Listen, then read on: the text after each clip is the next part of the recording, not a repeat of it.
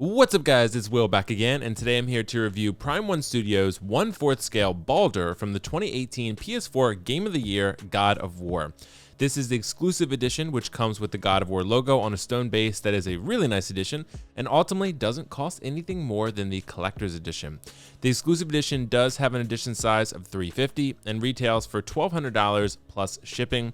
As of me recording this video, this piece is already waitlisted on Sideshow's website and is marked as low stock on Prime 1's website.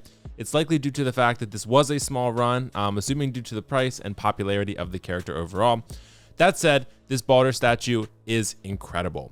Prime 1 Studios have yet to let me down with any piece I've purchased from them, and this is actually my third Prime 1 piece, and I think this must be my favorite. This is a 1/4 scale piece, but it doesn't feel like it. With how massive and heavy the base is, it really makes the Baldur statue feel like it's 1/3 scale.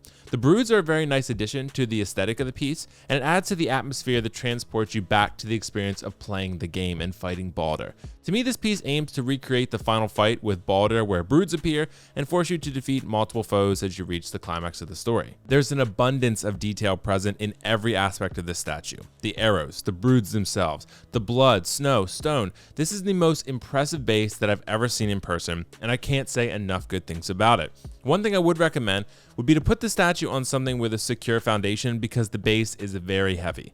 The statue comes in 2 boxes, and one of the boxes is dedicated to the base and just a few parts of that base. So if you'd like more of the packaging, check out my unboxing video or Prime 1's assembly video. I'd recommend checking out both because the statue can take some time to assemble, as you can see from my live unboxing.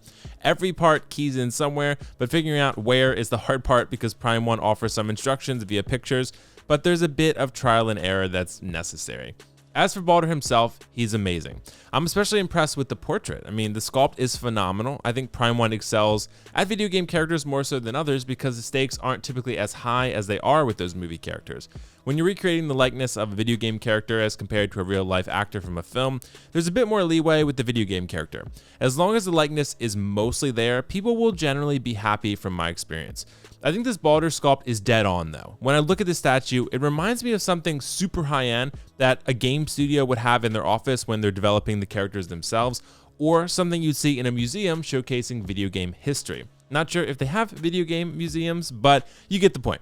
I also love the detail in the tattoos and the overall skin texture. I'm assuming the tattoos had to be the hardest part of this statue to recreate because there's so many little details present in each one. The paint application and how the tattoos blend into the skin look very natural. The pose itself is also very dynamic, which works quite well for the character of Baldur because he pulls off some seriously impressive feats in this game, being a god and all. His battles with Kratos are scenes that I constantly find myself going back to watch on YouTube because of how cinematic and exciting they are.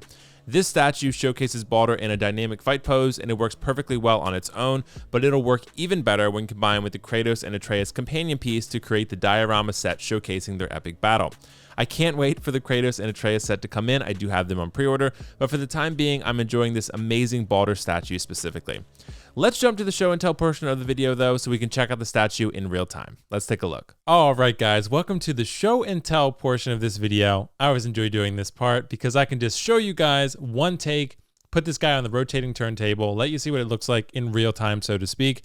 It's a very fun part just because, you know, I get to show you the statue, I get to tell a little bit about my experience with it and just kind of overall what I feel about it in addition to what I've already told you. So I just want to say right off the bat, guys, I'm a huge fan of God of War. And it's funny, I've never played the first 3 games. I played just the 4th one and just fell in love with it. I played it, I think, 3 times since then. I'm on my 4th playthrough now. I love the character of Baldur. So I'm a little surprised actually to hear that a lot of people are not picking up the statue and just picking up the Kratos and Atreus and just waiting maybe for Thor instead and not getting this Baldur, because I love Baldur's character. He's not really meant to be liked, but he's sympathetic in some aspects despite the fact that he's entitled in others. But this statue perfectly represents Baldur's character, I feel like. Just the representation that it offers in terms of the likeness, the tattoos, the pose, the dynamics, the outfit, everything about it just speaks to Baldur. And I think everything about Baldur was something I liked in an antagonist. He served his role and he was very compelling in the process. Everything he did, he had a lot of charm, sort of Loki-like in charisma, very dark and gritty, but also sort of had like a maniacal way to him. And I really like that about him. But this statue, honestly, I'm going to go out there and go on a limb. This is my second favorite piece in my collection right now, behind only the Prime 1 Pennywise, which is half scale and large and massive. This guy is quarter scale and has an insane amount of presence. I mean, seriously, it really does. The broods on the statue, the stone, the blood, the arrows in the broods that you have to plug in separately, which are very easy to do. It's amazing. This pose is super dynamic. It's going to look even more incredible when you add Kratos and Atreus to the line. Again, though, these are very expensive statues. This guy was $1,200 plus shipping, so you're looking at, like, I think shipping was like $160 from Sideshow. Looking at damn near $1,400 for this statue.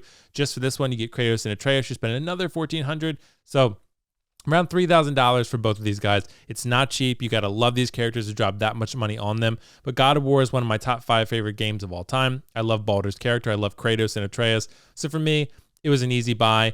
But you don't have to sacrifice other things in the process of buying these three. So yeah, it's not an easy process. But I will say, overall, this Baldur is incredible. The details in the face, the hair, the tattoos, the base itself. The base is the best base I've personally ever seen. It's the best base in my collection. It has an insane amount of presence and atmosphere to it. And it just really embodies God of War and what the mythical sort of fantasy god, Norse god life is like and the experience of the game. So for me, this statue captures everything you could possibly want it to. Captures the personality of the character, the style of the character, the badassery of the character. The base helps you feel like you're in the universe. It's so detailed. It's incredibly heavy, though. It's like 50 pounds, so it's really something you got to be careful with when you're taking it apart and moving it. But seriously, Prime 1 has seriously hit a grand slam home run with this statue. I seriously cannot be more happy with it than I am.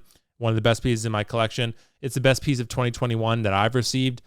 It is absolutely incredible. So if you do love Baldur and you still have a chance to pick this guy up, I would recommend it. But again, it's a heavy, heavy price tag. So you got to be positive. It's not just for anyone. You got to love the character. Otherwise, don't buy into FOMO and just pick this up because you're afraid you're going to miss out. They only made $350 for the exclusive.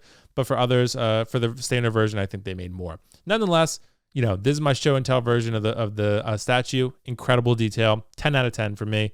And yeah. I hope you guys enjoyed the video. It's a really amazing piece, and I'm happy to show it to you and really just share it as part of my collection. Thanks for watching. Let's jump back to the rest of the video. I love everything about this statue, and if you're a fan of the game, have the space, and love the character, I highly recommend you pick up this piece. It embodies everything great about the character of Baldur, and for that reason, it gets a 10 out of 10 from me. If you have any questions or thoughts, make sure to drop them in the comments below, and we'll discuss. That's all for now, though. This is WillFoxification signing off. See you in the next review.